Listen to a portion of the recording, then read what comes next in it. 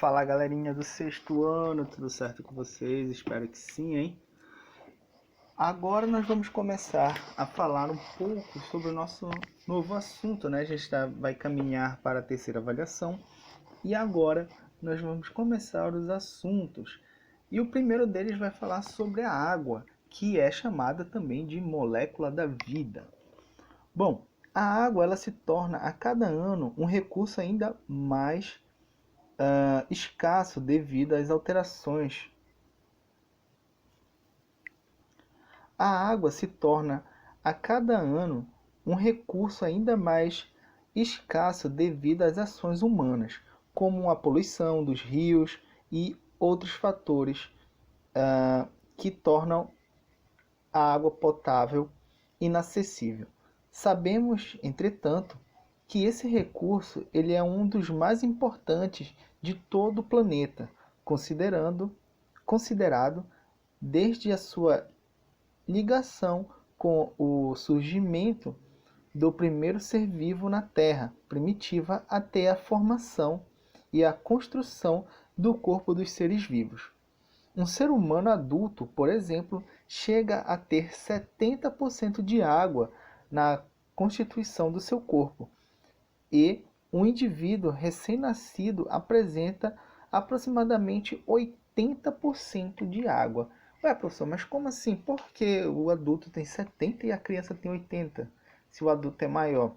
Pois é, a questão é, a criança ela tem mais gordura e essa gordura tem bastante água dentro, né? Você pode reparar que quando uma criança nasce, né, ela começa, ou ela nasce muito gordinha, ou ela vai ganhando um pouco mais de gordura. E essa gordura também tem bastante água, certo? Por alguns exemplos já citados, percebemos o quanto a água é importante para a nossa sobrevivência e permanência no planeta. Por isso, cuidar desse recurso se faz necessário todos os dias, com a prática que vão desde economia de água até a conscientização para que não se poluam as nossas fontes hídricas. Bom, mas a gente tem tanta água, né, no nosso planeta, será que um dia ela pode acabar? Bom, quando olhamos a imagem da Terra no espaço, logo vem na nossa cabeça que o planeta é chamado de planeta água, né? A abundância hídrica e realmente extraordinária do nosso planeta é impressionante. No entanto, a maior parte dessa água é salgada, ou seja, imprópria para o uso ou para o consumo, né, de nós seres vivos. Além disso, a quantidade de água doce é pequena e em muitos casos já não pode ser consumida. No gráfico observamos que 3% da água do mundo é classificada como doce. No entanto, aproximadamente 70% dessa porcentagem está congelada nas geleiras. Essa é um fator limitador, visto que com derretimento das calotas polares, a água doce se mistura com a água salgada, tornando-se inútil para o consumo humano. Então a gente vê aí nesse gráfico, né, e na página do livro de vocês, a página 80, sobre esse consumo, né, onde que a gente tem, na verdade, água. A água no oceano, a água embaixo do solo, nos rios, tudo mais. Bom, Terra, né? Planeta água, até quando? Bom, apesar da Terra ser coberta por 70% de água, mais de 700 milhões de pessoas ainda não têm acesso à água potável. Hoje, se ouve falar em crise de água até mesmo que um dia esse bem que garante a manutenção da vida no nosso planeta irá se findar. Mas será que é verdade mesmo?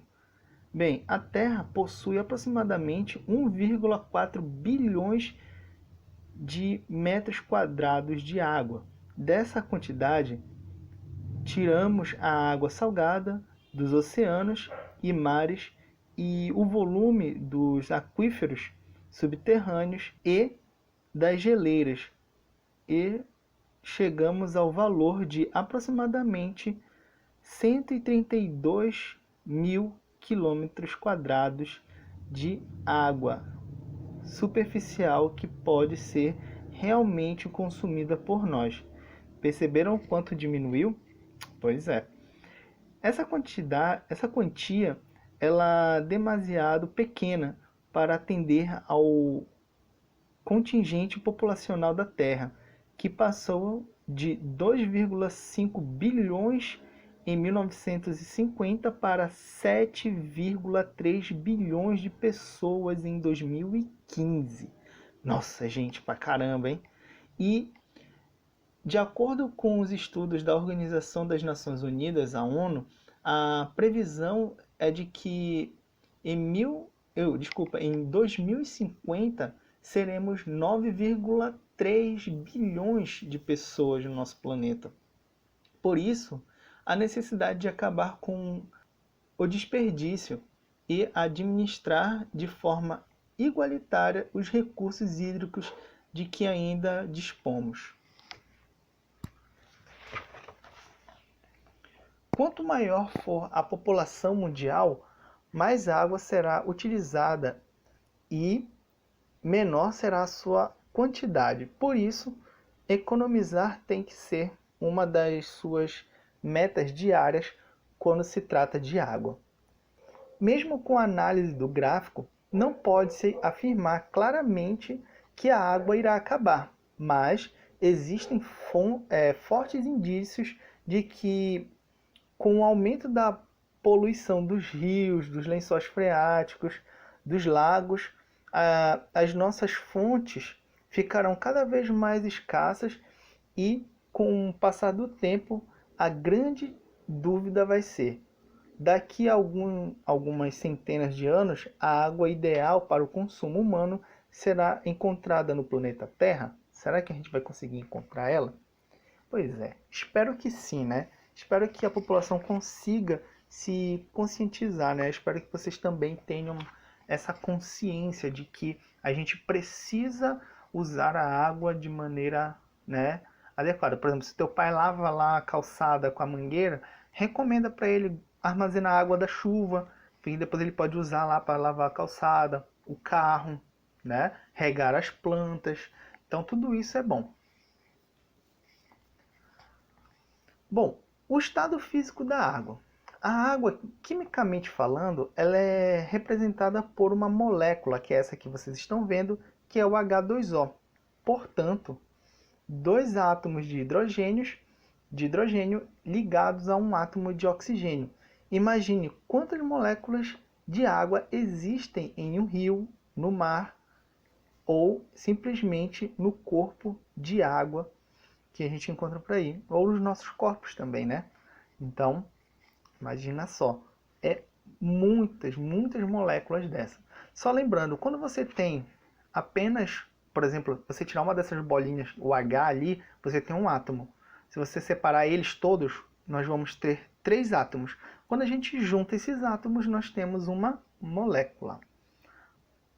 Bom, dependendo da organização dessas moléculas, no ambiente, encontramos a água transitando entre 3 estados físicos diferentes, que no caso é o sólido, o líquido e o gasoso. Com a variação da temperatura, ocorre a mudança do estado físico para o outro. Cada uma dessas mudanças recebe um nome específico e é verificada no nosso cotidiano.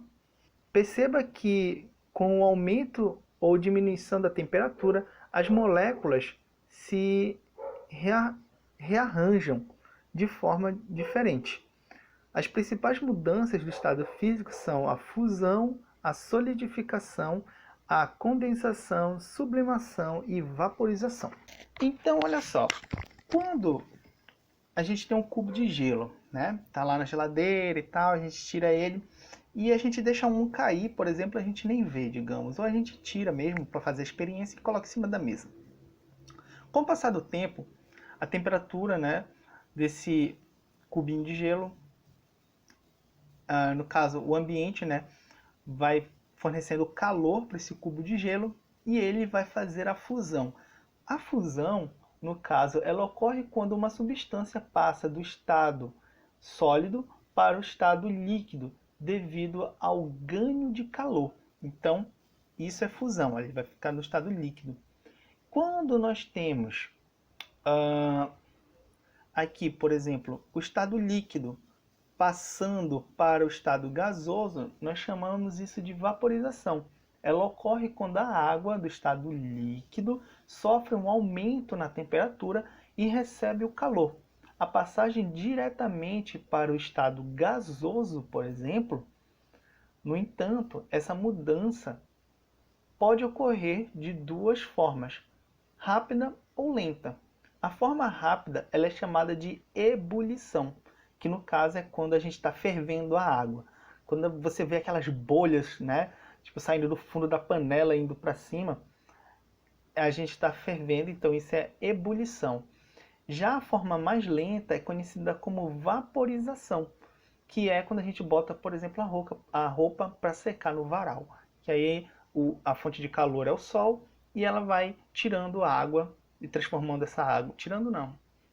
De certa forma a água está saindo da roupa, né? Mas o calor vai incidindo sobre a roupa e ela vai esquentando, esquentando até ela se transformar em vapor. Só que repara uma coisa, lembra que a gente falou sobre as moléculas de água, H2O, que eu falei anteriormente, sobre esses caras aqui? Então, o que acontece quando você passa do estado sólido, do líquido para o gasoso? Imagina o seguinte, no sólido tá todo mundo tipo dentro de uma sala, todo mundo muito apertado. Cada pessoa é uma molécula daquela. Então tá todo mundo muito junto ali, quase não podendo se mexer. Quando você passa para o estado líquido, todo mundo dá as mãos. Mas se eu empurrar um, os outros vêm junto. Então esse seria o movimento da água, certo? Ninguém larga a mão de ninguém. Agora, quando eu passo do estado líquido para o gasoso, repara, você solta a mão dos seus amigos e vocês se afastam. Por quê? Porque está aumentando o calor. Lembra que quando está muito quente, né, a gente não quer ficar perto das outras pessoas, não quer ganhar abraço, não quer ganhar nada, sai de perto.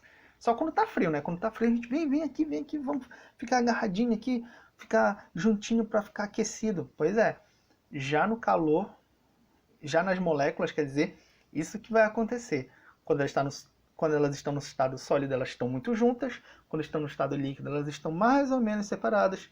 E quando está no estado gasoso, elas estão muito separadas. É igual quando você pega o perfume, espirra ele, com o passar do tempo você começa a sentir o cheiro, por exemplo, do perfume no ambiente todo. Por quê? Porque as gotinhas de água que estão ali, misturadas com álcool, elas evaporam no ar e se tornam gás, certo? Bom, nós temos também, no caso aqui do estado gasoso, para o estado líquido, nós temos a liquefação. Nessa mudança, a água, na forma de vapor, perde calor e passa do estado gasoso para o estado líquido. E do estado líquido para o sólido, nós temos a solidificação, que ocorre quando a água passa do estado líquido para o sólido. Isso indica que houve perda de calor. Um exemplo de solidificação é simples ato de colocar a água em forminhas de gelo e levar ao congelador por algumas horas. Porém, existe uma forma onde a gente passa do estado sólido para o gasoso diretamente, sem passar pelo estado líquido, ou do estado gasoso para o estado sólido. O nome disso é sublimação. E o que acontece? Ele ocorre quando uma substância passa, né, como eu falei, diretamente do estado sólido para o gasoso e do gasoso para o sólido. Por exemplo, a naftalina, que é uma bolinha que a nossa mãe compra e coloca, por exemplo, no guarda-roupa, né, ao ser colocada no interior justamente desse guarda-roupa, diminui com o passar do tempo. Ou seja, ela está passando do estado sólido para o estado gasoso, sem passar pelo estado líquido. Um outro exemplo é o caso do gelo seco. Conseguimos observar claramente essa transição de estado físico. O ciclo da água, ou chamado também de ciclo hídrico, ele compreende o processo contínuo de mudança do estado físico sofrido pela água no ambiente. Todos esses que a gente viu anteriormente, do estado sólido para o estado líquido, do estado líquido para o gasoso, do gasoso para o líquido e assim por diante. O Sol é a fonte de energia que mais influencia o ciclo hídrico. A água que evapora dos rios, lagos e oceanos e dos solos chega às nuvens, quando as nuvens ficam muito carregadas por conta da condensação, a água cai em direção à superfície da Terra na forma de chuva, neve ou granizo, dependendo do clima. Parte da água da chuva se infiltra no solo e com o tempo forma uma porcentagem da água subterrânea. Então, a gente tem várias fontes aqui, como a gente está vendo, né? A gente tem um cume aqui que tem gelo. Dependendo da luz solar, ele pode derreter, virar líquido e depois evaporar e virar vapor e assim por diante, tá? Então, galera, por hoje é só. Espero que vocês tenham gostado. Fiquem com Deus e até a próxima. Tchau, tchau.